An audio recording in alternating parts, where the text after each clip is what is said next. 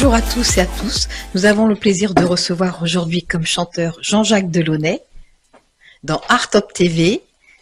À l'instant Régine. Bonjour Jean-Jacques. Bonjour Régine. Comment vas-tu? Bah, ça va bien et toi? Je suis avec toi donc Art Top Télé, donc tout va bien.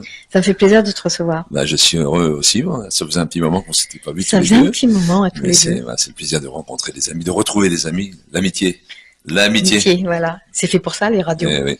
Et puis bien sûr notre poétesse Patricia Georgie. Bonjour à tous. Bonjour Jean-Jacques, enchanté. Bonjour Régine. Patricia, tu vas bien Bonjour, Patricia? Très en forme. Alors. Bah, il faut se l'inventer la forme, même si on l'a pas, il faut se l'inventer. C'est dans la tête la forme. Souvent, dire que c'est l'esprit qui règne sur le corps, sur la matière. Donc, si on est bien dans sa tête, Tout va bien. On doit par moments se forcer pour être bien dans sa tête. Mais plutôt que de se plaindre, quand on se plaint, tout va mal. C'est quand on dit de Carib en Scylla, les choses vont de plus en plus mal. Mais quand on a l'optimisme, on a des chances d'aller mieux demain. Alors Patricia, tu es un artiste à multifacette. Moi, je te connais plus en tant que crooner international qu'en tant d'humoriste coquin. Coquin, oui, c'est un Coquin. peu français, comme un gaulois, un peu gaulois, sans vulgarité. J'essaie de pas être vulgaire, je pense pas l'être. Mais c'est un peu rabelaisien ce que je fais dans des chansons. Ouais, Un peu chansonnier. Oui, chansonnier. Chansonnier. Oui, enfin, j'ai un numéro de scène qui est plus gaulois que ce que je fais en tant que chansonnier. Quand je fais le chansonnier, j'écris sur des thèmes de la vie, des thèmes sociaux, enfin les déboires que l'on peut avoir les uns et les autres, même avec la politique. Je sais si on peut avoir des déboires avec la politique d'ailleurs. Et puis ça, c'est quand j'écris des chansons pour la radio, par exemple. Et puis la scène, ce sont des chansons un peu coquines, oui, à double sens. À tiroir, comme on disait à l'époque, des chansons à tiroir, à double sens, c'est-à-dire on entend quelque chose, mais en fait c'est pas ce qu'on entend vraiment. Voilà, c'est pas ce qu'il prononce. Il y a autre chose. Tu as commencé par les chansons coquines ou tu as commencé en tant que crooner? C'est pas compliqué. Quand j'étais adolescent, je rêvais d'être chanteur, d'être crooner. Et puis j'ai abandonné le projet parce que quand j'avais 15-16 ans, je voyais tous les jeunes qui se précipitaient sur les micros et puis on voyait les gens à la télé. Je dis, bon, j'habitais en province, j'habitais à Rouen, quelle chance j'ai de devenir chanteur. Et donc j'avais abandonné cette idée-là. Et puis je suis passé par, on en parlera peut-être, par des étapes, des stades différents, nombreuses carrières très diverses. Et puis j'ai retrouvé la chanson il y a une quinzaine d'années, là vraiment, en me faisant plaisir, en faisant les choses que j'aimais. C'est ça. Mais je n'ai pas abandonné l'humoriste. Non, puis en tant qu'humoriste sur scène, tu fais participer le public, ça c'est génial. Oui, ben voilà, il y a des réponses. C'est un peu interactif. Il y a des moments interactifs dans mon spectacle, mais ça n'est pas que ça, parce que les chansons, ça n'est pas interactif. J'interprète, et puis l'interactivité, c'est quand les gens rient. Mais c'est interactif aussi parce que les effets, l'effet, un public qui rit, ça te change ta psychologie. Je chante une chanson dans ma salle de bain ou dans ma salle à manger chez moi, il y a personne, je la chante d'une certaine manière. Je chante la même chanson devant un public, en public. Le retour du public, les réactions, le rire, ça te pousse, ça te booste, et tu trouves des variations, des intentions, là où tu ne les avais pas trouvées quand tu es avec ta guitare ou avec ta bande orchestre chez toi à répéter. Moi, je trouve les choses quand je suis avec le public. Et alors, ce que tu trouves quand tu es avec le public, une fois que tu es chez toi, je ne sais pas quand, tu te remets à chanter dans ta salle de bain, est-ce que tu prends note de ta variation que tu as eue avec le public? Non, je ne retrouve pas. Je ne retrouve pas cette magie, qui s'établit avec le public. Et je ne chante pas les chansons de la même manière.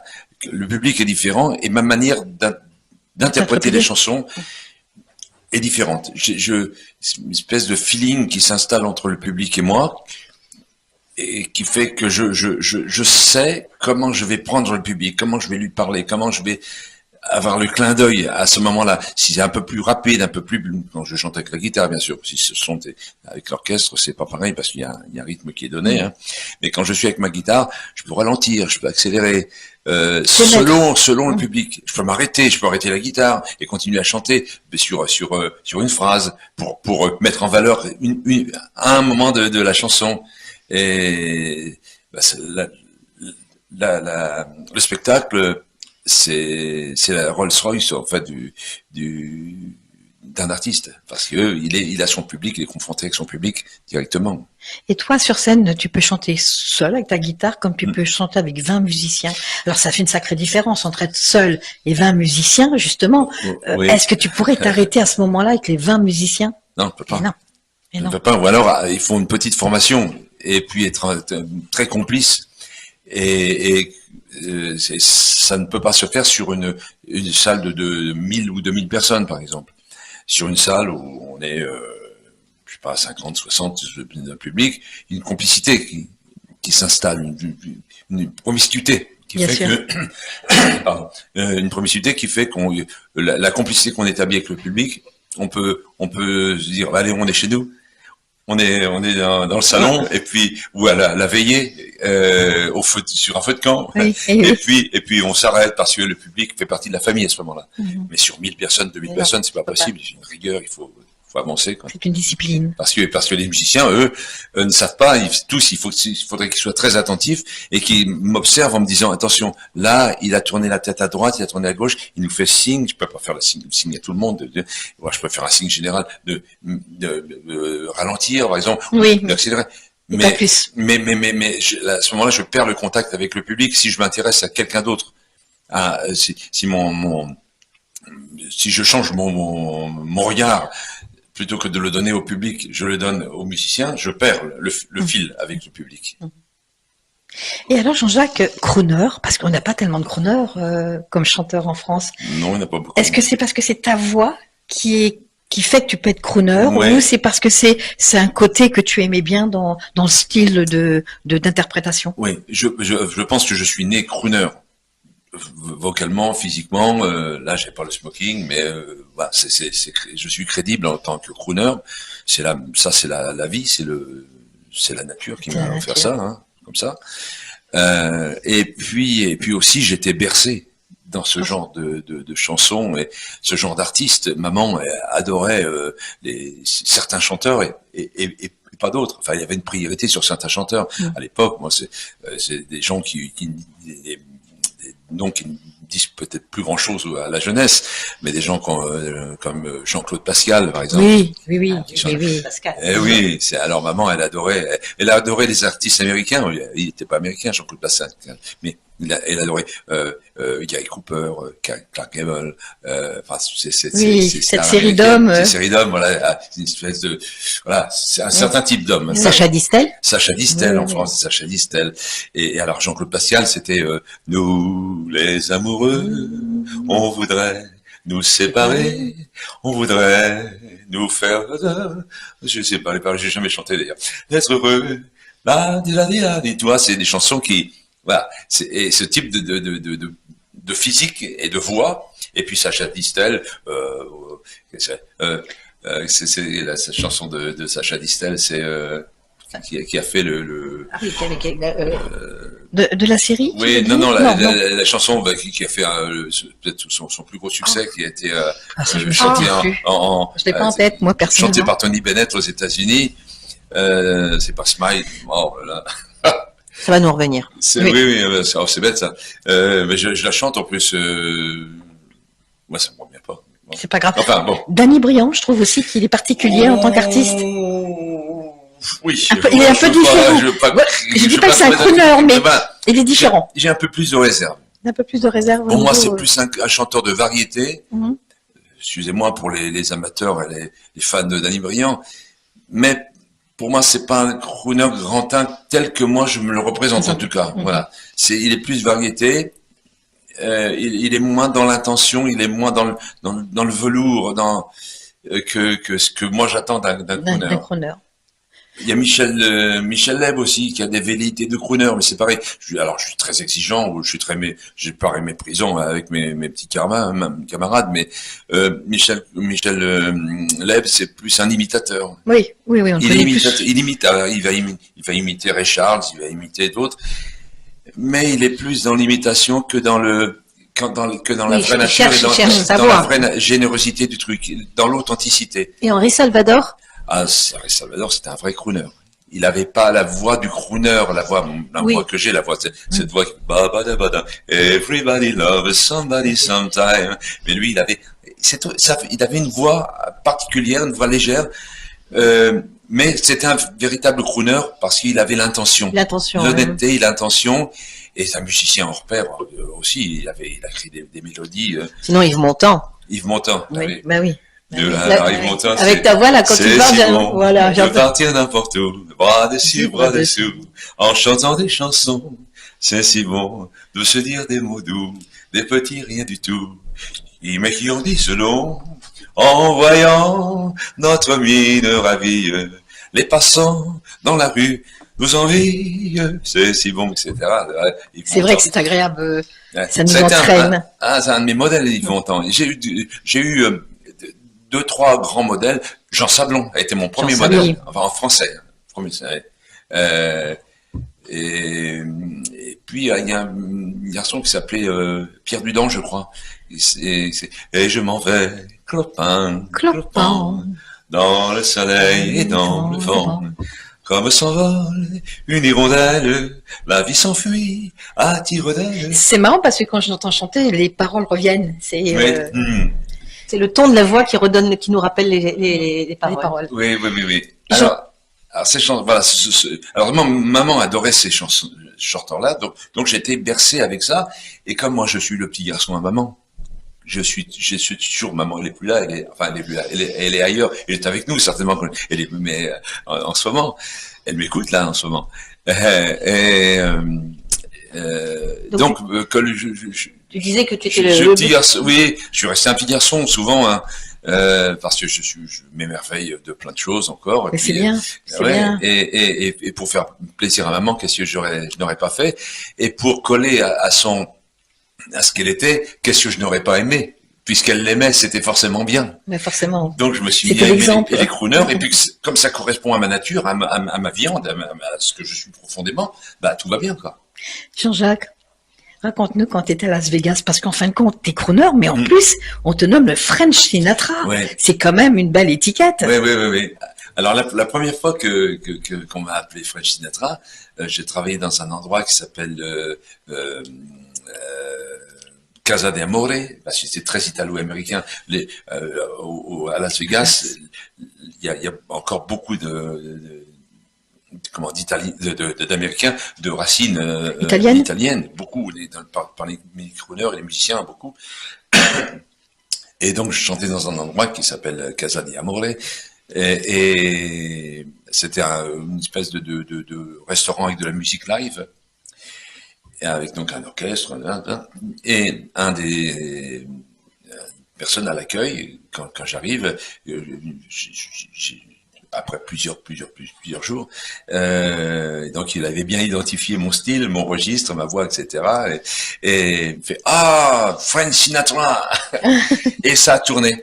Et puis et c'est resté. Et puis après d'autres s'y ont mis aussi, et si bien que je suis revenu avec cette étiquette de French Sinatra, c'est très honorifique. Mais tu l'as vu, toi, Frank Sinatra? Oui, je l'ai croisé, entre deux portes, dans un restaurant, mais alors c'était là, une des premières fois que je suis allé aux États-Unis, j'avais un ami qui m'avait emmené dans un restaurant, je ne savais pas pourquoi, il me dit, je vais te faire une surprise, et je lui ai emmené dans un restaurant et parce que c'était le restaurant que fréquentait, un des restaurants que fréquentait Frank Sinatra. Mais il y allait pas tous les jours, bien sûr. C'est un restaurant, il passe pas sa vie au restaurant, c'est-à-dire ça. Monsieur. Et au moment où on est arrivé, Frank Sinatra sortait. Et il m'a tenu la porte. On est arrivé à la porte et c'est bien, gentleman. Voilà. Il m'a tenu là et je suis rentré. Alors mon ami m'a présenté. Il le connaissait. m'a présenté, il me dit, alors ça, l'échange a été très rapide, hein, ça a pas duré longtemps. Lui sortait, il était avec des gens, et puis moi j'arrivais, bon, on s'est croisés, on s'est serré la main. Bon, mais ça, bon, c'est un souvenir. Tu l'as dans ta tête, ben oui, ben oui. in aeternam. Il y a des choses qui te marquent et qui te restent à vie. Ouais, enfin voilà. C'est comme si tu ouvrais une porte. Une porte, oui, c'est ça. Oui. Cette porte-là. Et quand je vais, quand je vais aux États-Unis, je vais pas systématiquement à Palm Springs. Et Palm Springs, c'était l'endroit où il habitait, un des endroits où il habitait, en Californie, et il est enterré dans le cimetière juste à côté, à la cathédrale, c'est la banlieue de Palm Springs, et je vais sur sa tombe à chaque fois que j'y vais, et je pleure. Ah, oui, t'es très touché. Ouais. Je pleure à chaque fois que j'ai les larmes qui montent, ça me... Le trop plein. Oui, c'est trop plein. C'est curieux parce que là, oui, pour le peu, tu l'as pas connu, c'est pas. Non, voilà, c'est pas mais il est proche, il est très proche, très proche de moi. Je le sens proche et je lui parle, je lui dis, permettez-moi de continuer à avancer et de représenter votre musique. Permettez-moi d'être votre espèce d'ambassadeur, porte-parole, parce que je peux faire partie de ceux grâce auxquels votre musique ne va pas mourir. Vous va rester. Je suis un représentant, votre représentant, et ben je pense qu'il doit me donner un coup de main parce que comme ça fonctionne pas trop mal. Voilà. Il est là, à côté. Il est là, oui. Oui, bon, ouais, voilà, c'est ça. Mais mis à part Frank Sinatra, est-ce que aussi tu aimes les artistes tels que Eddie Arnold, Johnny Mathis? Oui, voilà, ça te rappelle oui, un peu tous les crooners. Tous les crooners, j'aime bien avec une autre intensité, une préférence. Bon, pour certains, moi, alors il y en a deux essentiels. Il y a Frank Sinatra, et puis avec le temps, Dean Martin est venu dans mon panthéon. Parce que, Dean Martin aussi, je suis allé sur sa tombe plusieurs fois. Et puis, pas sur sa tombe, non, il est dans un mur avec des tiroirs. C'est des murs avec, ça se fait dans certains pays, c'est pas un mur d'ailleurs, c'est un espèce de bloc et ils sont en hauteur plutôt qu'être dans le sol. Enfin, ils sont, voilà, il y a plusieurs étages, hein. C'est comme un immeuble. Oui. Hein, il y a des niches, et dans ces niches-là, on glisse le cercueil, et puis on met la plaque devant. Hein. Alors, on dit Martin, et à chaque fois, je lui fais Everybody loves somebody sometime, comme je chante. C'est pour lui, bon, voilà. Et Dean Martin, je l'ai pas découvert sur le tard, parce que je le connaissais déjà depuis longtemps, mais je me suis intéressé à lui de plus en plus.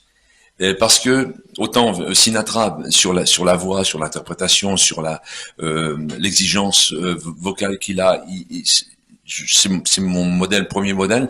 Dean Martin, c'est dans la légèreté, dans la déconnade, je veux dire.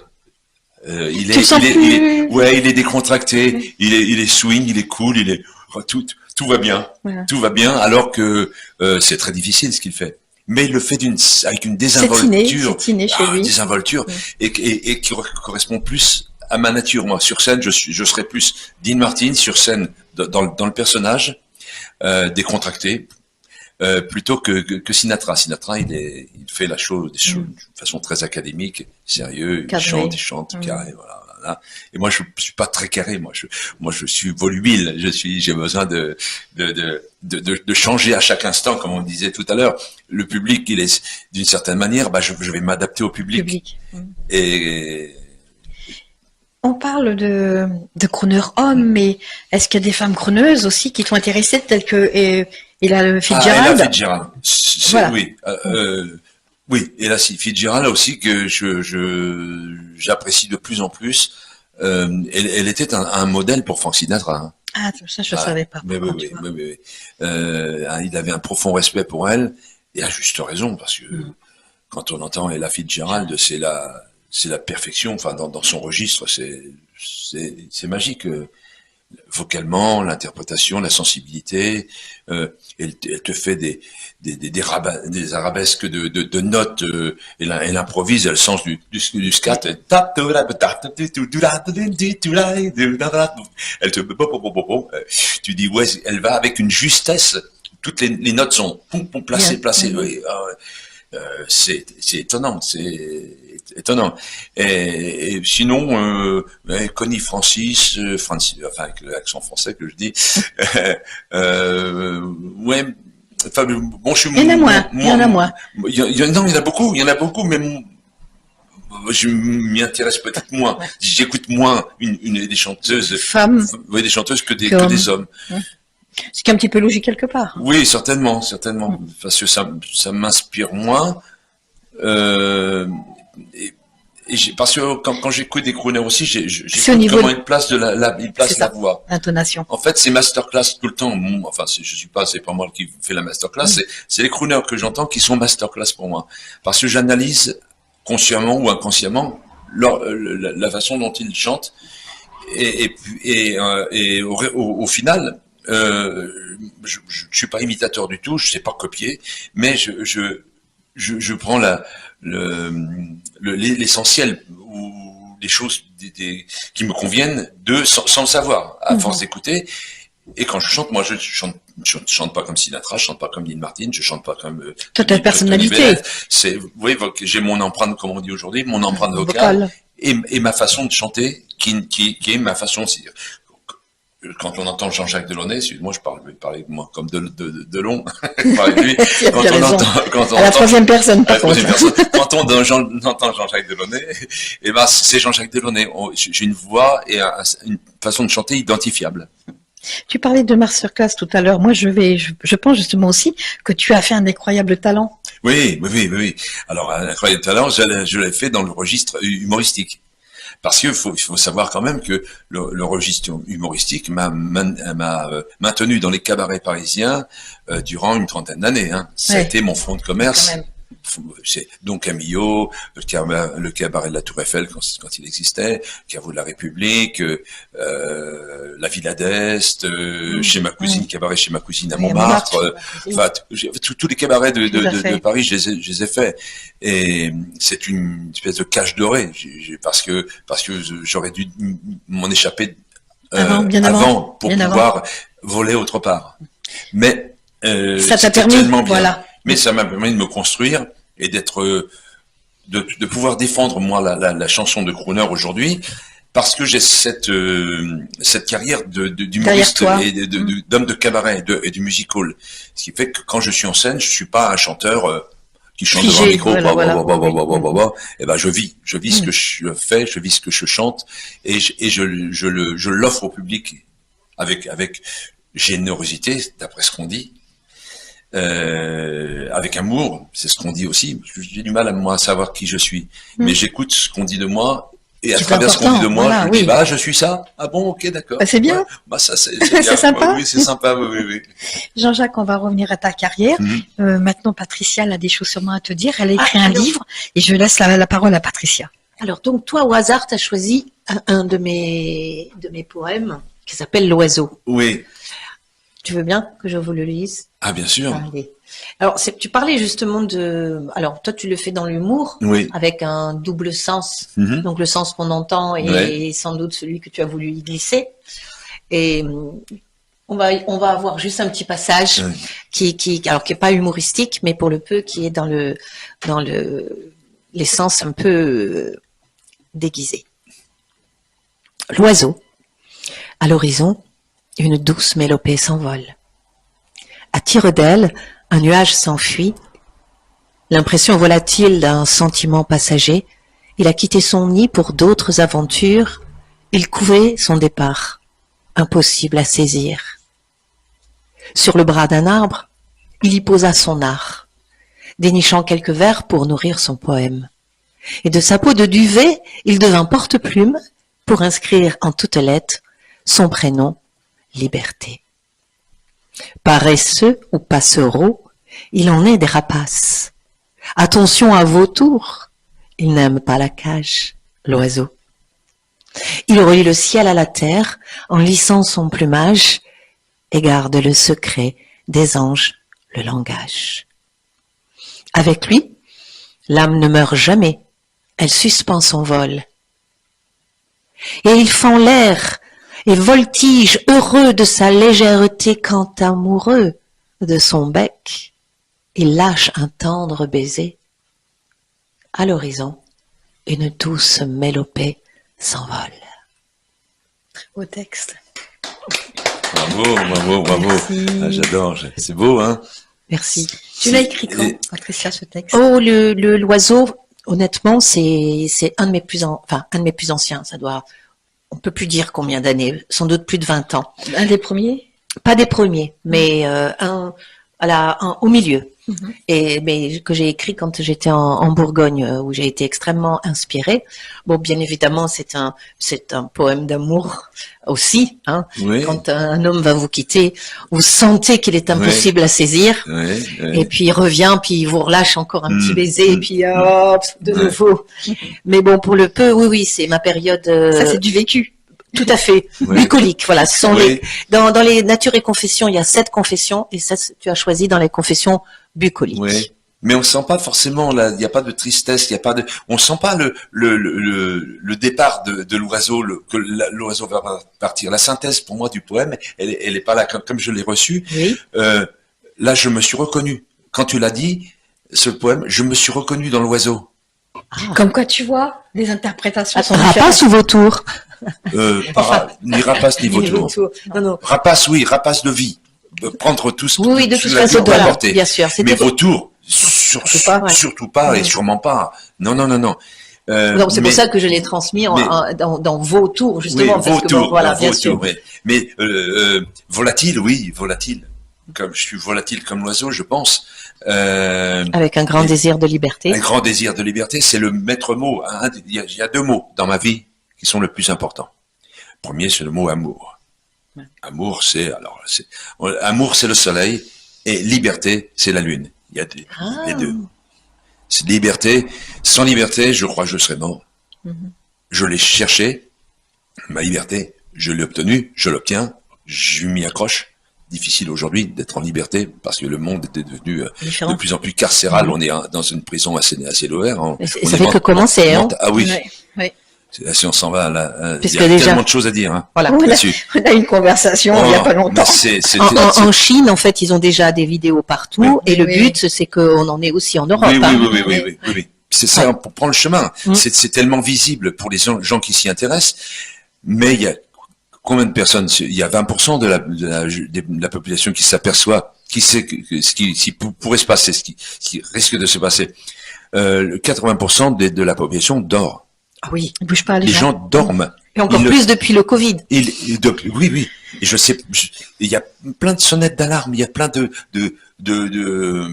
trucs rouges qui s'allument, des voyants rouges, mais personne ne voit rien. J'étais là ce matin. Je sais pas si personne ne voit rien. Je pense que les gens, ils sont tellement dans un carcan, ils ont tellement de crédits, qu'en fin de compte, ils se disent, faut que je puisse payer mes crédits, donc ils font abstraction de plein de choses autour. Oui, mais ils ne le Tu te voient rappelles pas. la conversation qu'on a eue il y a 3-4 jours? Oui, ils font abstraction, mais donc parce qu'ils font abstraction, ils ne veulent pas. C'est ça, ils veulent pas voir. Pire de sourd celui qui ne veut pas Faut pas entendre. entendre.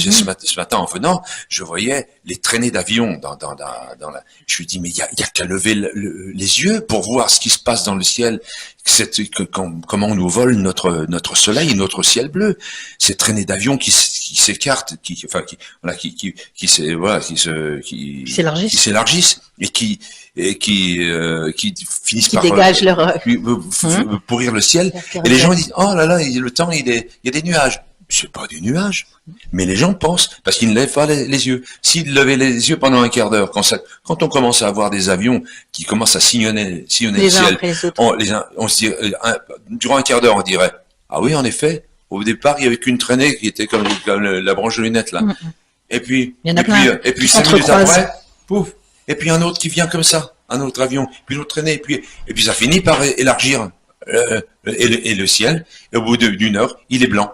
Et puis, si on n'a pas levé la tête entre, mettons, 9h du matin où ça a commencé, et puis 10 heures à 1 heure après, on dit ah tiens ça a changé le ciel. Mais non, il n'a pas changé. C'est pas le climat qui a changé, c'est les avions qui ont pourri le ciel.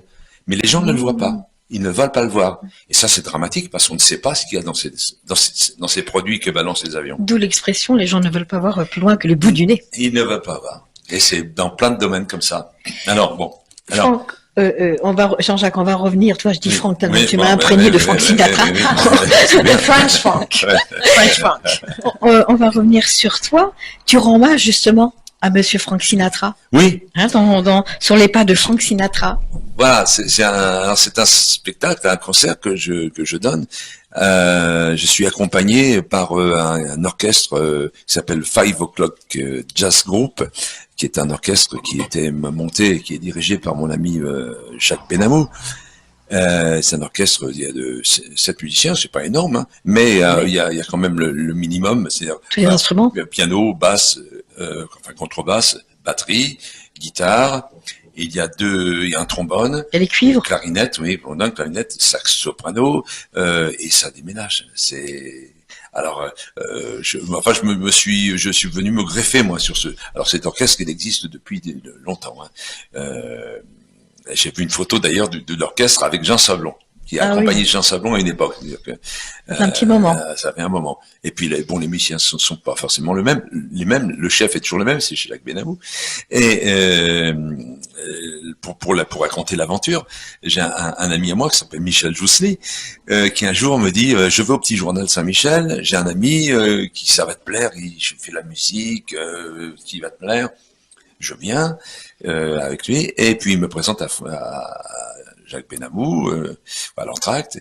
Il me dit Jean-Jacques est chanteur. Il dit il va pouvoir nous chanter quelque chose. Je dis oui, pourquoi pas. Alors qu'est-ce que vous voulez chanter? Il m'a dit. Alors, qu'est-ce que vous pouvez, parce qu'il faut que les musiciens connaissent les morceaux. Le répertoire. Alors voilà. Alors je sais plus ce que j'ai chanté la première fois. Peut-être c'est si bon d'ailleurs.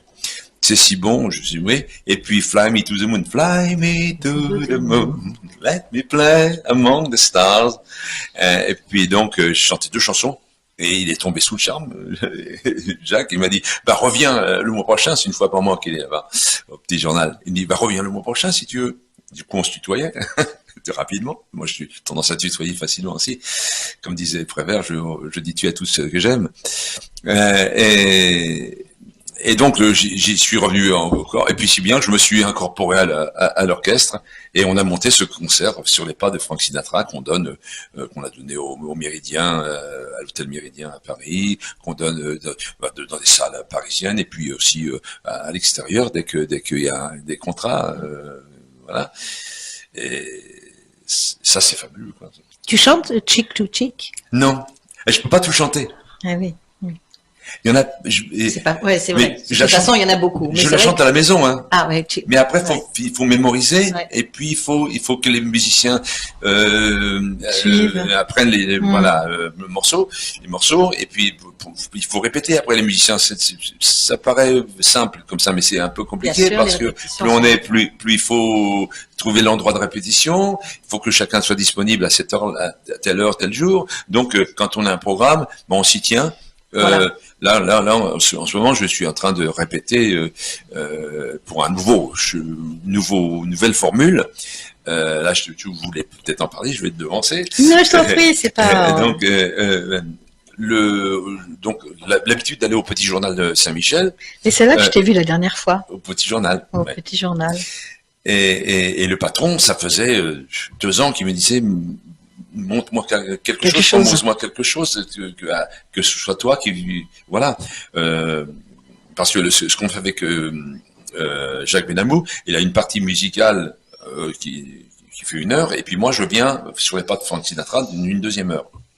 Après, il me dit fais-moi, propose-moi un programme, une soirée, je t'offre une soirée à toi tous les mois si tu veux. Et donc j'ai monté un quartet avec moi, c'est un trio de musiciens, plus moi qui chante.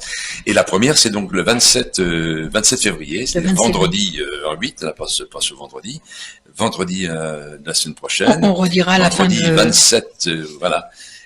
Et donc avec les chansons de Sinatra, Hein.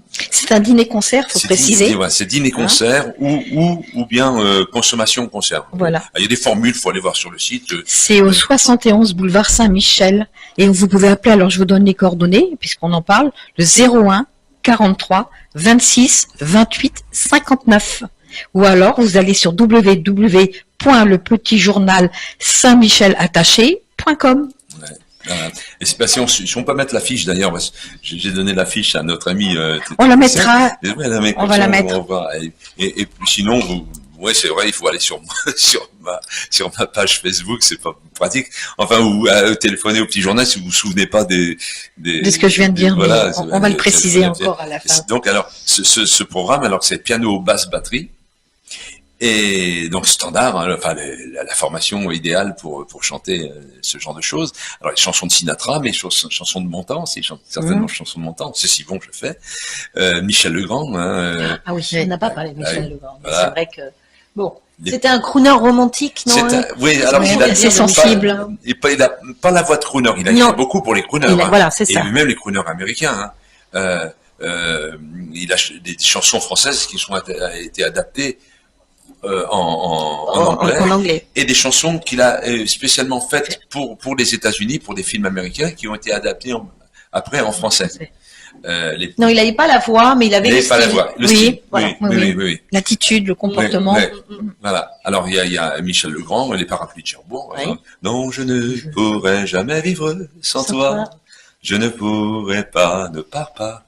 J'en mourrais un instant sans toi, et je n'existe pas. Oh, mon amour, ne me quitte pas. Justement, puisque tu chantes, qu'est-ce qui te distingue d'un crooner d'un autre chanteur? Tu dirais quoi, toi? L'intention, alors c'est impalpable, c'est volatile, c'est l'intention.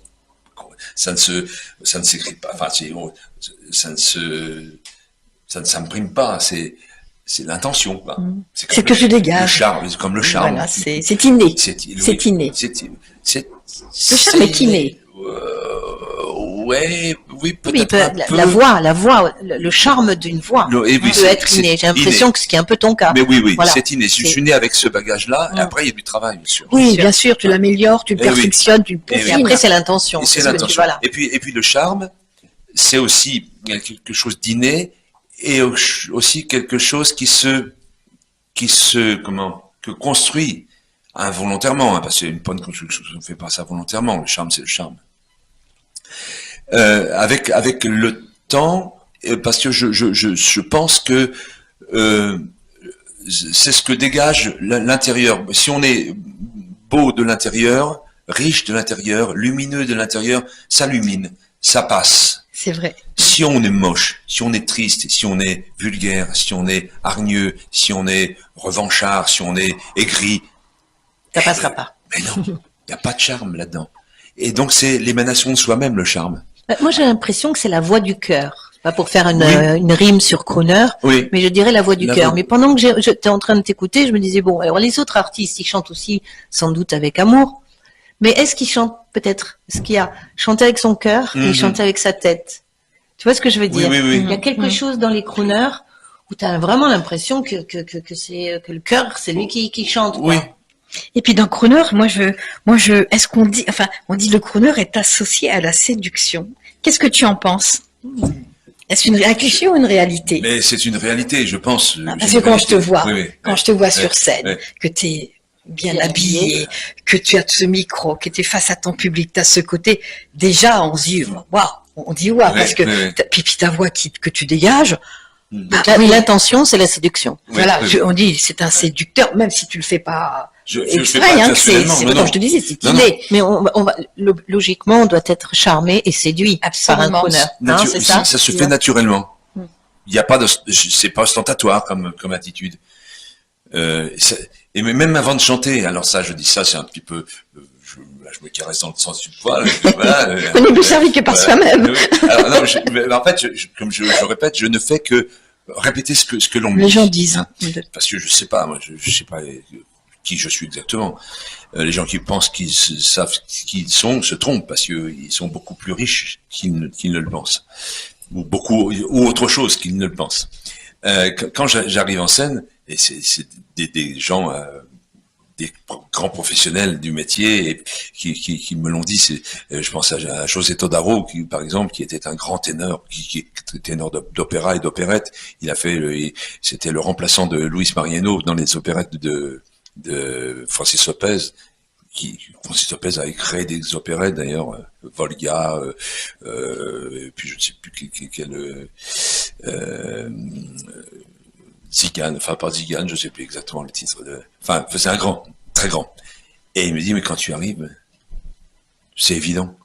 Tu arrives sur scène, tu n'as rien dit, tu n'arrives pas à parler, ton attitude, qui n'est même pas une attitude pour moi, mais ton attitude, ça, on dit on a affaire à une star, une vedette. Ah bon, ça fait ça. Et puis quand tu commences à chanter, alors là, bon, là on dit, mais je le souhaite, je le veux, je le voudrais, mais je suis incapable de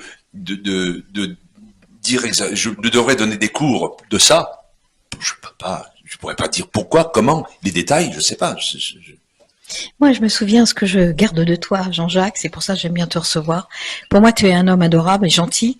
Je me souviendrai toujours de la première émission auquel je t'avais invité et puis que tu avais pas pu venir, tu avais zappé tout simplement. On l'a essayé de le faire par téléphone, tu te rappelles, et qu'en fin de compte, tu n'as eu de cesse après de t'excuser, de dire je suis désolé.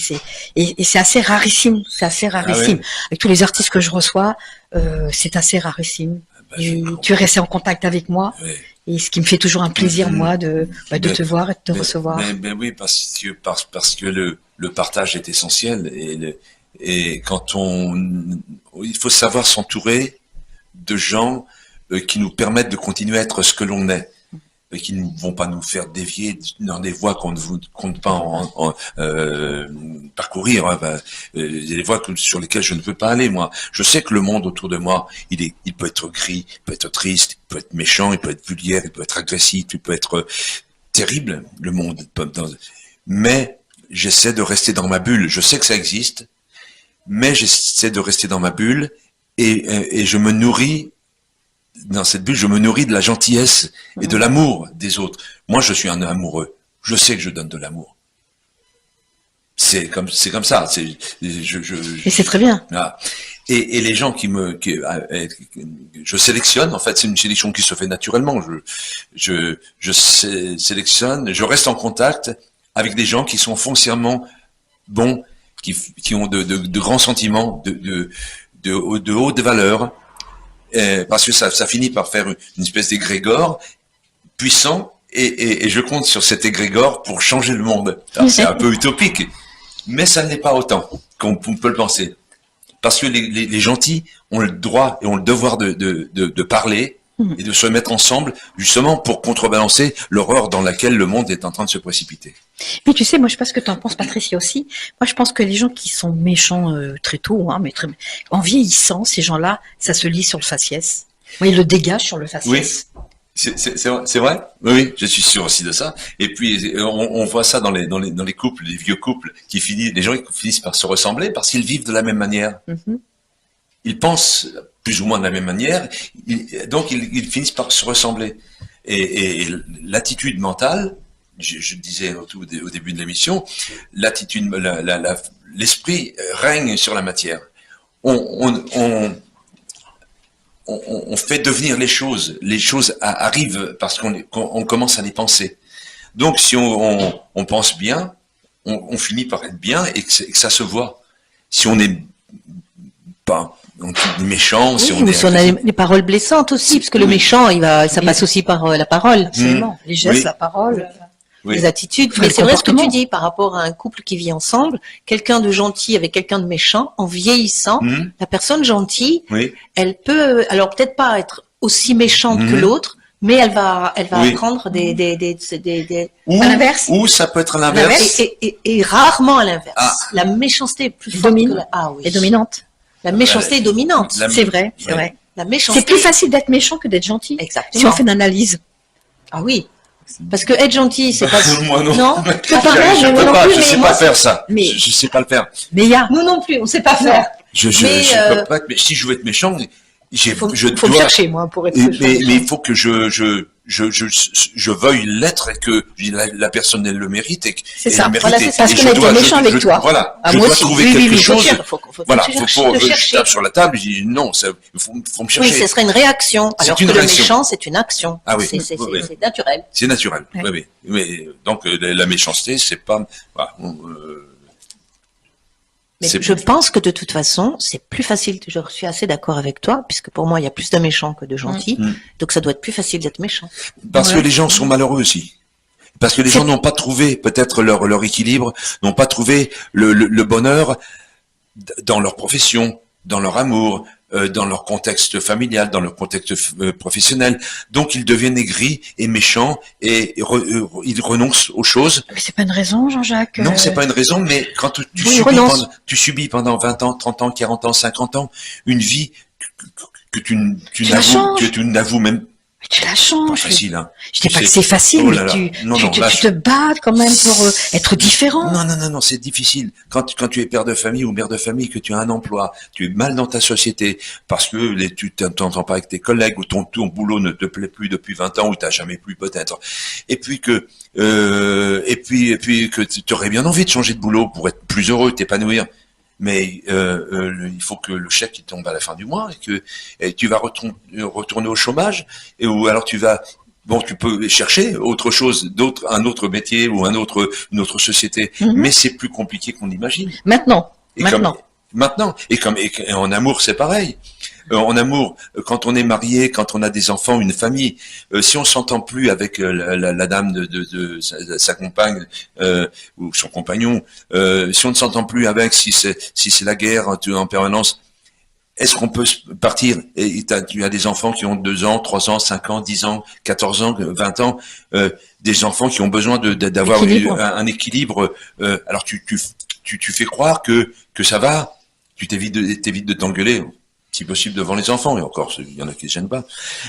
Mais sinon, tu t'en vas, tu refais ta vie ailleurs, et tu laisses tes enfants, là, avec des traumatismes, qui vont reproduire aussi, parce qu'ils vont pas être finis d'élever. Moi, c'est autre chose. Moi, j'étais veuf, j'avais 40 ans. J'avais 2 enfants, j'ai toujours 2 enfants, maintenant, qui ont 40 ans aussi. Mes enfants ont été privés de leur mère, donc ils avaient 12 ans et 14 ans. Ça compte. Mais c'est l'âge en plus.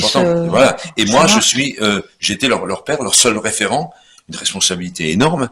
Je pouvais pas faire n'importe quoi de ma vie vis-à-vis d'eux, quoi. Je devais continuer à donner un exemple. Je sais pas si je suis le meilleur exemple. Je pense pas. On a tous des choses qu'on aurait aimé faire, qu'on n'a pas faites, ou des choses qu'on a faites qu'on n'aurait pas dû faire. On fait avec ce que l'on est. Avec nos armes. Avec nos armes. Mais en tout cas, je veux dire qu'on a besoin d'un contexte, d'un cocon pour bien s'épanouir et être heureux. Les gens qui sont malheureux, ils deviennent peut-être méchants parce qu'ils n'ont pas trouvé leur truc. Et moi aussi, j'ai retrouvé l'amour après. Après mon second ma période difficile, j'ai retrouvé l'amour, j'ai retrouvé quelque chose de formidable, de fantastique, une autre vie carrément différente de la première, mais aussi avec une personne étonnante et riche, et pas financièrement, une richesse d'esprit, de cœur, et ça par contre je l'ai décidé. Dire que j'aurais pu, parmi toutes les propositions que je pouvais avoir. Ah oui, c'est un crooner. N'oublions pas que c'est un crooner. J'avais pas mal de possibilités, de solutions. Il se trouve que j'ai choisi la meilleure. Parce que, en tout cas, si c'est pas la meilleure, l'autre, je sais pas où elle est. En tout cas, pour dépasser celle-là, ça aurait été difficile. Hein. Mais j'ai choisi. J'ai dit, j'ai senti que c'était cette femme-là, qui allait me permettre de continuer à vivre. Parce que c'était ça aussi, c'était vivre, hein, parce que quand nous arrive un malheur comme ça, le veuvage, on n'a qu'une envie, c'est de partir, et puis de rejoindre l'être aimé, et puis tu dis, plus rien ne compte, plus rien, plus souvent.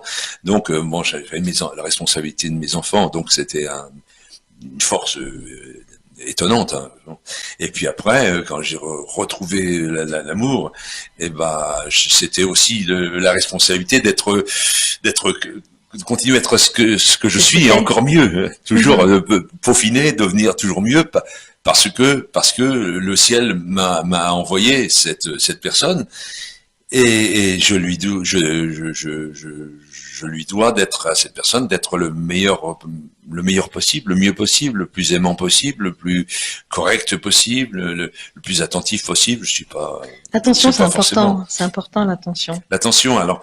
Je suis très occupé, donc j'ai pas toujours l'attention que je devrais avoir, qu'on attend, parce que je suis dans ma tête, j'écris, je pense, je crée, donc je suis pas disponible mentalement, je suis pas disponible tout le temps, mais tu compenses différemment. On compense différemment, oui.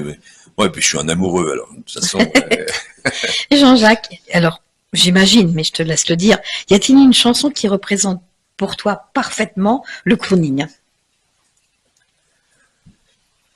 Non. Oui, non. Il y en a tellement. Ouais. Il y en a trop. Ouais, il y en a que j'aime. Il y en a certaines que j'aime chanter plus que Georgia. Georgia. Ben, je la chante pas. Ah, bah, décidément. T'as vu Ni Georgia. Je la chante pas parce que c'est Richard qui l'a. Et puis comme je n'ai pas la voix de Richard du tout. Oui. Oui, parce que. Oui, c'est vrai. Et moi, c'est plutôt. L is for the way you look at me. Yes. O is for the only one I see. V is very, very extraordinary. E is even more than anyone that you adore can love. Voilà, c'est plutôt alors ces chansons. Voilà, les chansons qui sont plus sculptées. La musicalité plus arrondie, oui, qui correspondent à certaines voix. Ça correspond à ma voix. Oui, à ta tessiture. Ah, oui, voilà, elle la découpe voilà la rythmique. La rythmique, voilà, les notes qui sont les unes après les autres, conviennent bien, comme Everybody Loves You. Everybody Loves Somebody Sometime. Ça permet d'épouser toutes les pas toute la gamme, mais avec des notes hautes, des paliers notes basses. Si bien ça fait ba ba ba bi ba on va viva on va vi. Si c'est ba ba ba ba da ba da ba. Évidemment, ça fait aussi, mais oui. Ba do ba do ba da ba do vi ba da ba da di ba da da. Là, j'invente là. Mais tu fais du scat aussi quand tu chantes. Oui, tu fais du scat aussi. Oui. Tu le fais à ta manière. À ma manière, voilà, parce que chacun a sa manière dans le scat aussi. C'est ça. Personne ne le fait de la même manière. Ouais. Jean-Jacques, penses-tu que ton influence musicale a façonné ta vie? Oui. Oui.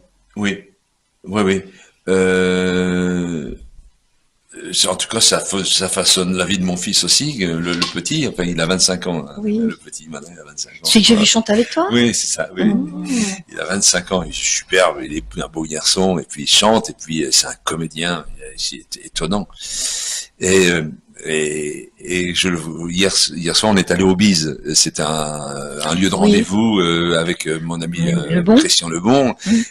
C'est une fois par mois, j'y vais quand je peux. Et hier soir, j'y suis allé et j'ai chanté 2 chansons. Gaïs, mon fils, donc 25 ans, Gaïs, il a chanté 2 chansons aussi. Alors je le voyais s'apprêter quand à la maison. C'est mon double. C'est ton binôme. C'est mon binôme, mais je lui donne des petits conseils, mais il les accepte de moins en moins, parce qu'il a l'âge de ne plus accepter les conseils. Il rue dans les brancards. Mais les choses qu'il fait spontanément, et quand je le vois se préparer, costume, il dit quelle chemise je vais mettre avec ça, quel costume je mets, les chaussures là, je vais mettre une pochette, papa, qu'est-ce que tu dis? Il me demande, quelle pochette tu dis là?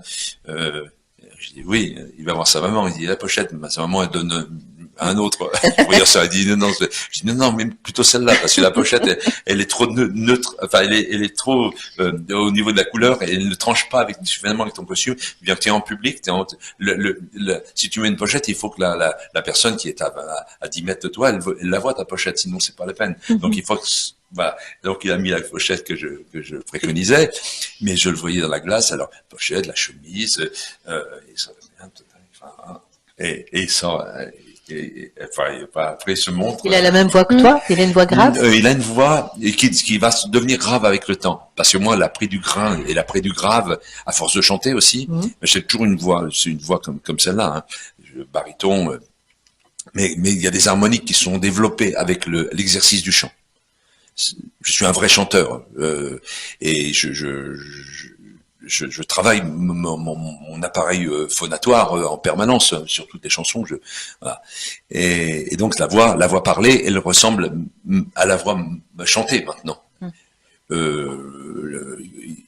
Quand j'étais plus jeune, la voix elle était un petit peu plus haute et plus dans le nez.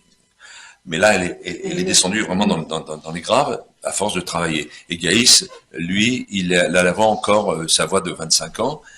Oui. Bon, il a pas encore la largeur des graves. Le truc que je fais là, il a pas encore ça.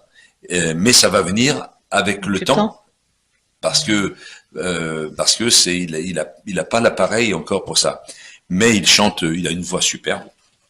Il chante avec une technique, une façon à lui qui est la sienne, et qui est reconnue et admirée. Hein. J'entends des gens parler de lui, il me dit ton fils, il a une voix extraordinaire. C'est bien qu'il me double même par moment. Enfin, il me double, il chante pas à ma place, mais il prend la vedette. Ah. Et pourquoi il prend la vedette? C'est parce qu'il est plus jeune.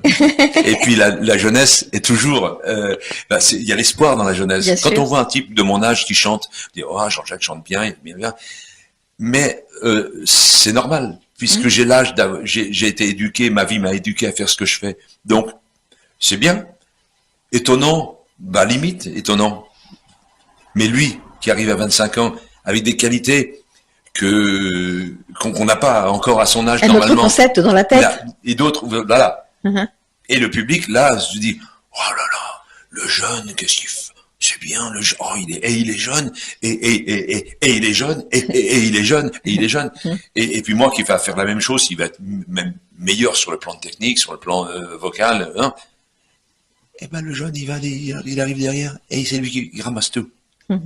C'est comme au cinéma, un enfant qui joue bien, des petits jeunes acteurs, les rôles, qui piquent la vedette à Belmondo, parce qu'on s'attend pas à ça, à avoir du talent, autant de talent dans la peau d'un enfant. Quoi. Donc les enfants, faut faire attention. Faut se méfier. Je voulais te demander justement, tu as dit le mot double. Justement, je voulais te poser la question en fait. Est-ce que tu as fait du doublage de voix? Non.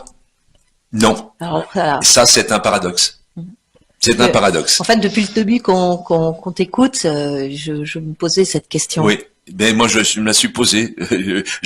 J'aurais aimé faire du doublage. J'aimerais toujours. Mais j'attends. Oui, je peux.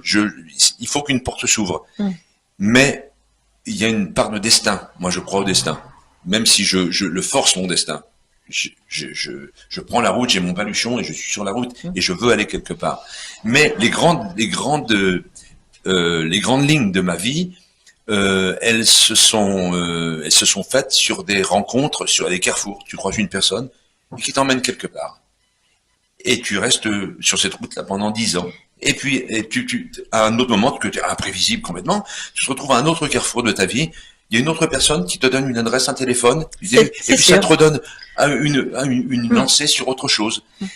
Et donc le doublage, j'ai jamais eu j'ai des copains qui sont doubleurs.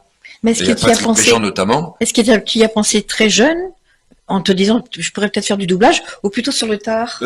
Déjà quand j'avais 35 ans. Oui. Je voulais en faire et je voulais faire une formation de doubleur parce qu'il y a des écoles pour tout maintenant.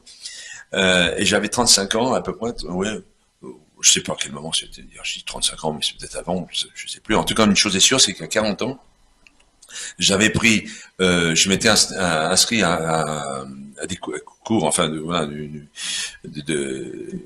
qui était payé par l'AFDAS, je sais plus, comme j'ai intermittent de spectacle, on avait le droit de faire des stages. Mais il fallait 6 mois ou 1 an d'inscription, s'inscrire, c'était déjà très prisé, il fallait 6 mois ou 1 an.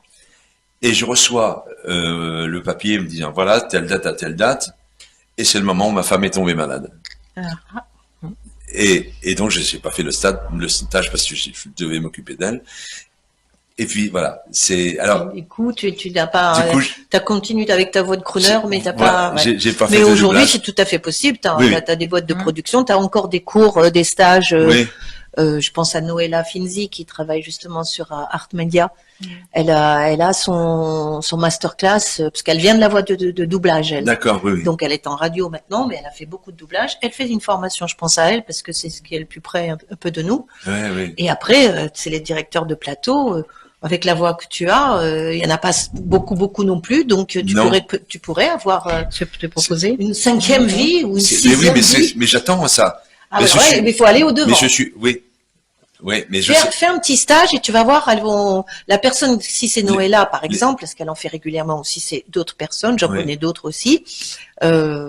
Tu sors de ce stage, elle va te donner quelques contacts et puis voilà. Bah, c'est les contacts qu'il faut. C'est ça. Les gens écoutent parce et puis, tu vas sortir avec une bande démo. Ouais. Avec les possibilités, les meilleures, d'autres voix peut-être. Peut-être qu'il y a d'autres voix que tu ne connais pas encore de toi, en imitation par exemple peut-être pas d'enfants, mais tu sais dans les dessins animés des fois on a des grosses voix comme ça, donc ça peut être Balou Balou, le l'ours, et avec ça tu peux démarcher. Oui. Mais ça me plairait beaucoup. C'est quelque chose qui me plaît. Et puis ça serait en intermittence, hein. Tu aurais tes droits intermittents. Oui, et j'étais comédien, donc j'ai commencé. Voilà, j'ai commencé. Moi, j'étais comédien. J'ai passé par le conservatoire. J'ai pris mon premier prix de comédie classique. J'ai joué Molière en troupe. Donc après, j'ai abandonné la comédie au bénéfice du cabaret et du musical et de la chanson. Mais le fait d'être comédien me sert toujours dans ce que je fais. Hein. En scène, ça me sert. Dans la prestance. Bah oui, je sais pas comment. Je l'utilise pas. Enfin, j'ai pas un cahier en me disant tiens, tu vas faire ci, tu vas faire ça, telle qualité, telle chose, l'attitude. Non, mais ça se fait. C'est devenu ma nature. Naturel. Donc le doublage m'intéresse aussi pour ça. Parce que ça me permettrait de revenir aussi un petit peu à mes premiers amours de comédien. J'adorerais. Mais moi, je crois au ciel, je crois au destin, je crois à ce qui est mieux pour moi. Je pense que le bon Dieu, il sait mieux pour moi, ce qui est le meilleur pour moi que moi-même. Donc, je fais confiance. Je veux des choses.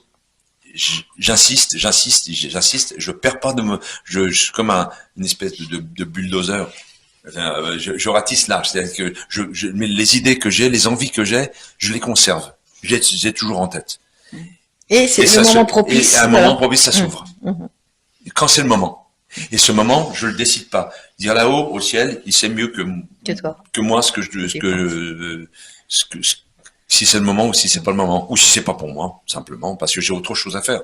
Parce que j'ai beaucoup d'envie. Alors, comme on peut pas tout faire dans la vie, peut-être que c'est mieux pour les gens, pour le public, pour l'humanité, que je chante. Peut-être ça on me demande peut-être aussi d'être un comique. Je sais pas, j'ai toujours hésité entre les deux casquettes. J'ai pas chanté une chanson de mon répertoire. Si, je vais te demander justement une chanson coquine. Alors c'est dans le quartier, ma Pénélope, tu passes pour une super nana. Les hommes se retournent sur toi. Ils rêvent, j'en suis convaincu, de pouvoir caresser ton âme, de te mettre le cœur en flamme. Il faut voir avec quelle hâte ils viennent te bourrer la tête avec leurs idées malhonnêtes. Ils sont nombreux, ils sont beaucoup, ceux qui espèrent tirer un trait sur notre amour à tout jamais. Oh Pénélope, hop, oh Pénélope, hop, oh Pénélope, super nana. Voilà. Alors la chanson est plus longue que ça. C'est subtil. En fait, tu dis pas les mots. C'est ça, voilà. Tu dis pas les mots. C'est au public de deviner, s'il devine. Mais c'est pas ma responsabilité. Hein. Le public, s'il pense ce qu'il veut. Hein. Je me dégage. Moi, j'ai rien dit. Déjà, en scène, un gag que je fais, que cette chanson-là, que je m'accompagne à la guitare, je fais dans le quartier, ma Pénélope, tu passes pour une super. Ah oui. Dans le quartier, ma Pénélope, tu passes pour une super nana. Alors les gens rient. Ah, alors je m'arrête. Qu'est-ce que vous pensez? Je dis, j'ai l'impression que les poètes sont sortis du cercle ce soir. Pour dire que c'est moi, je me dégage, c'est leur responsabilité, hein. Ils rient, moi, je suis pas au courant. Jean-Jacques, l'émission va se terminer. On va rappeler quand même ton actualité. Oui. C'est au Petit Journal à Saint-Michel, le 27 février. Je vous redonne quand même les coordonnées. Le 01 43 26 28 59 au 71 boulevard Saint-Michel. Je vais te poser quelques questions bateau avant la fin. Alors, tu préfères lecture ou cinéma? Je pense que ça doit être lecture, puisque je ne vais pas beaucoup au cinéma. Par contre, je regarde beaucoup de films, mais à la télé. À la télé. À la télé. Je me fais 2 films par jour à la télé. Ah oui, quand même. Été ou hiver? Été. Été. Alors là, pour l'ombre d'un doute. Papier ou numérique? Papier. Je travaille avec le numérique parce qu'on est obligé, mais le papier. Voyager seul ou en groupe? Ni l'un ni l'autre. Ni l'un ni l'autre? Non. Ni seul, ni en groupe. C'est-à-dire que seul m'intéresse pas. En groupe, ça m'intéresse pas, parce que noyer dans le groupe, ça m'intéresse pas. Suivre le troupeau, ça m'intéresse pas. Mais en duo. En famille. Oui. En amoureux ou en famille. Oui. En famille, c'est top aussi. Et parce que on découvre ensemble et on se fabrique des souvenirs ensemble. Et parce que quand on a des souvenirs, on va à tel endroit, puis tiens, j'ai vu ci, j'ai vu ça, ouais, ok. Mais si on peut en parler, il faut pouvoir en parler, partager. Bien sûr. Ça, c'est l'émotion qui reste du voyage. Sinon, j'ai fait ci, j'ai fait ça. Non. Il n'y a rien de mieux que le partage. C'est le partage. Et l'amour. Voilà, amour, liberté, partage. Voilà. Jean-Jacques, je te remercie d'être passé à Artop TV dans l'instant Régine. Vous verrez à la fin de l'enregistrement Jean-Jacques sûrement sur scène et tout ce qui le concerne. Ouais. Alors c'est un extrait de Sur les pas de Frank Sinatra, donc avec le 5 O'Clock Jazz Group. J'ai toujours dit jazz group, c'est ça, qui était tourné dans une salle qu'on avait faite. C'est un petit medley, un petit raccourci. Il y a des extraits qui sont mis bout à bout. Voilà. Et puis, mais ça n'est pas dans cette formule-là mais c'est un peu le même, c'est le même registre. C'est le même registre, sauf que l'accompagnement n'est pas le même. Là, au Petit Journal, c'est piano, basse, batterie uniquement. Il n'y a pas les cuivres. Donc c'est d'autres choses. C'est peut-être plus intimiste. Oui, plus intimiste. On peut faire des nuances un peu plus de nuances. Mais tout est bien. Mais tout est bien. Bien sûr. Donc en gros, si j'ai bien compris, sur scène, tu passes de chansons de crooneuses, des chansons crooneuses, à des chansons coquines. Oui. Ok, donc c'est dans le même spectacle. Non, pas toujours. Pas forcément. Voilà. Pas forcément. C'est soit un spectacle consacré, des concerts consacrés à la chanson du crooner, ou bien un numéro de cabaret. Sinon cabaret. Voilà. D'accord. Tu mélanges pas les deux. Il m'arrive de mélanger les deux. Pour faire une bonne omelette. Un jour, j'avais fait une omelette pour les amis, c'est un petit aparté. J'avais invité des amis, j'avais fait une omelette. Et ils sont pas venus, alors j'ai mangé l'omelette sans eux. Oui, donc alors j'ai un spectacle aussi qui s'appelle Le Crooner du rire, et là je mélange tout. C'est basé sur l'humour, mais j'incorpore des chansons quelques chansons de crooner. En France, j'en mets deux en anglais. Et puis deux ou trois en français comme You Are the One for me, formidable. Et puis je termine sur Mon manège à moi aussi. Tu me fais tourner la tête, mon manège à moi, c'est toi. C'est pas des chansons d'aujourd'hui, mais c'est des chansons qui fonctionnent toujours autant. Et ils sont intergénérationnels comme on dit aujourd'hui. Et le public, pour terminer un spectacle, c'est formidable. Jean-Jacques, justement, là, tu parlais que c'est pas forcément systématiquement que tu fais crooner et que tu mélanges les chansons humoristiques. Est-ce que c'est aussi le lieu qui fait que tu peux changer de registre? Oui, on va m'engager pour tel emploi, telle formule. Il y a des gens qui m'engagent pour être un comique, un humoriste. Je vais faire mon spectacle comique. D'autres qui m'engagent pour faire un concert. Bon, et d'autres qui me disent, qui m'engagent pour faire un concert, et puis qui me disent, ce serait bien si tu faisais un peu de ces chansons comiques avec. Là, je vais faire au mois de mai un spectacle pour. C'est une association qui s'appelle la Chaîne de l'Espoir. Et donc mon ami, c'est mon ami maintenant, puisque ça va faire 3 fois que je le fais sur 5 ou 6 ans. Et il me dit, la première partie, tu nous fais Everybody loves somebody, ça, and now the end is near, New York, New York. Et puis la deuxième, tu nous fais des chansons comiques, ce que tu, voilà. Et ben, je dis oui, bien sûr. Il y a une demande, mais il faut que déjà la personne qui m'engage me le propose, et que les gens qui viennent voir le spectacle sache aussi de pas tromper les gens sur la marchandise, parce que même si les deux sont bien, si les gens sont venus voir un crooner et qu'on leur fait Pénélope, même si je le fais, même si dans les chansons d'humour que je fais, il y a toujours la voix, le physique, mais c'est quand même pas la même chose que un spectacle comique et puis un spectacle de crooner, c'est pas la même chose. Donc il faut savoir que ce qu'on me demande, moi je suis on appelle un mercenaire. Je suis un mercenaire. Moi, on me donne de l'argent pour faire quelque chose, je prends et je fais ce qu'on me demande. Et les bateaux touristiques? Non pareil, plus. Ça n'a pas. Si, j'en ai fait une époque. Parce que ça s'y prêterait tellement bien. Oui, tout à fait. J'ai fait sur le Mermoz à l'époque, vous savez, le Mermoz, je sais pas s'il existe encore, je pense pas.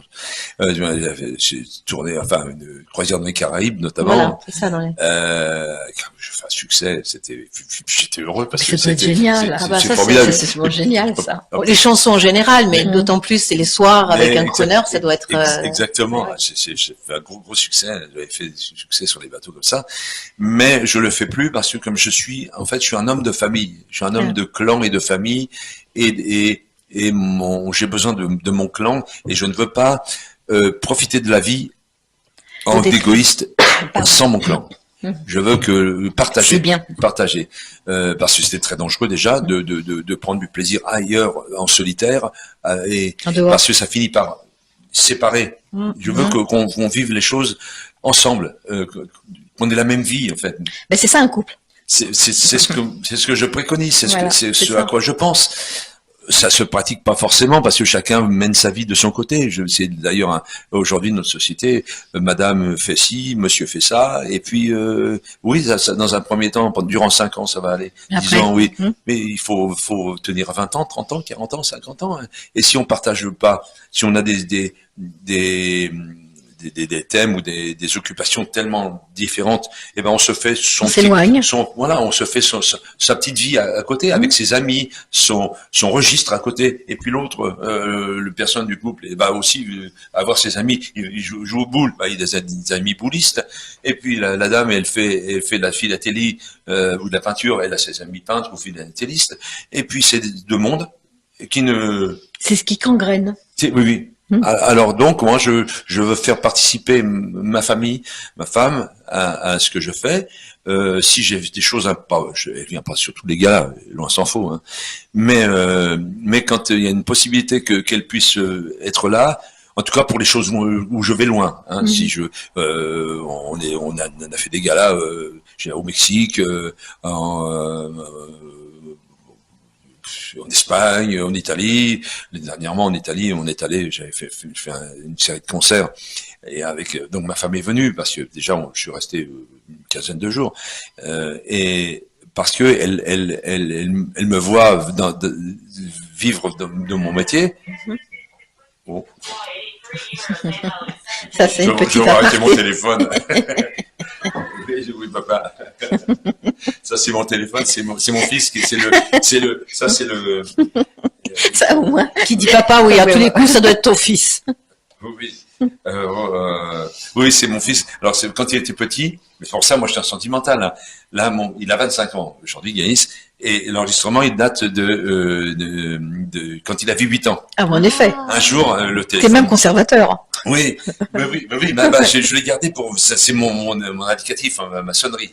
C'est parce qu'on était en voiture un jour, et puis le téléphone a sonné, et puis j'ai pas répondu. Il nous casse. J'ai pas répondu parce que j'étais occupé. Hein. Et puis le gars il s'est fait comme papa, il y a ton téléphone qui sonne, il faut répondre. Papa, le téléphone, c'est d'une façon spontanée comme ça. s'est trouvé, je sais pas comment ça se fait, que on enregistre. J'ai enregistré, et puis donc ça me sert. D'appel maintenant. Oui. Bon. Voilà. Eh bien, écoute, Jean-Jacques, moi, j'espère qu'on aura le plaisir d'aller te voir, Patricia. Alors, le 27, donc voilà. Je ne suis pas là. Tu n'es pas là. Non. Normalement, ça va être... Mais après les vacances de mars. Tous les mois, normalement, je devrais avoir une date tous les mois au Petit Journal. Au Petit Journal. Et je ne connais pas. Parce que je connais celui de Montparnasse, mais je ne connaissais pas Saint-Michel. Oui, mais Montparnasse, c'était beau. Il paraît que ça va rouvrir. Voilà. On attend, mais ça fait des mois et des années qu'on attend que ça ouvre de nouveau. Il y a des bruits qui courent, mais bon. Et sur une prochaine date, avec grand plaisir. Oui, alors ce sera en mars, normalement, je ne sais pas la date encore. On en parlera à ce moment-là, on se contactera et puis tu me diras ce qu'il en est. Oui. Merci d'avoir écouté l'Instant Régine dans Art Top TV. On vous dit à très bientôt. Merci encore à toi, Jean-Jacques. Avec grand plaisir. Merci, Patricia. Et bientôt à tous. À bientôt. Et à tout le monde. Maintenant, chers amis, celui que les Américains appellent The French Sinatra. Jean-Jacques Delaunay. Something in your eyes was so inviting. Something in your smile was so exciting. Something in my heart told me I must have you. Stranger in the light, two lonely people, we were stranger in the light.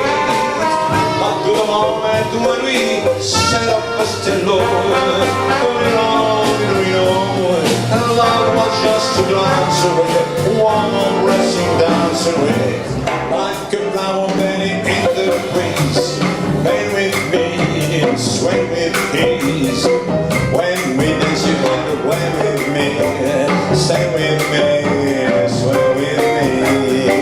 Other dancers may be on the floor, but my heart will see only you, but that magic technique. When we swing on rolling, I can't sort of violate long before it begins.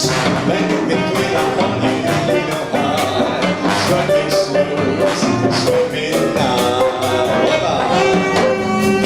Everybody loves somebody sometime, and all of my dreams fall them adieu. Your love pretty well was waiting for someone like you. Everybody finds somebody someplace. There's not anywhere love reappear. Something in my heart keeps saying my someplace is near. In my heart, in my power, I go and for every girl to end your charms. Every minute, every hour, every boy would find what I found it was. Stop reading the news. I'll met you in. I'll make a brand new start of it. New York, New York. If I can make it there, I'll make it